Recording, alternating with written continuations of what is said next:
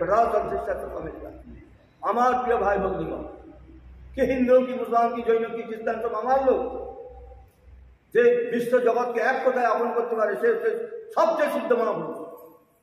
আর যে ক্লাসিফিকেশন সরকারি ও নিগমানন্দের লোক, এই চিদানন্দের লোক, এই রামানন্দের লোক, এই শ্যামানন্দের লোক, এরা হচ্ছে ভণ্ড তপস্বী।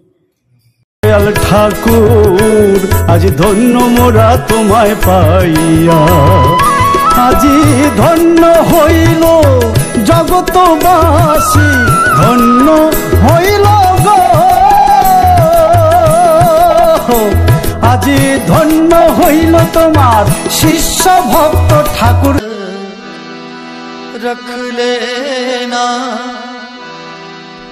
भगवान तुम अपने चरणों में, मुझे दास बनाकर रख लेना भगवान तुम अपने चरणों में, भगवान तुम अपने चरणों में, भगवान तुम अपने चरणों में, भगवान तुम अपने चरणों में। हरे ओम स्वस्ति न इंद्रो वृद्धश्रवाः, स्वस्ति न पूषा विश्ववेदाः, स्वस्ति नस्तार्क्ष्यो अरिष्टनेमिः, स्वस्ति नो बृहस्पतिर्दधातु।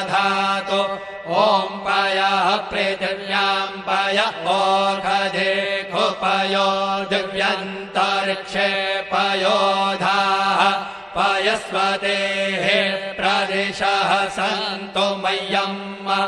ॐ विष्णोरराटमसि विष्णोः, स्नप्त्रेस्थो विष्णोः, स्योरसि विष्णोर्ध्रुवोऽसि वैष्णवः।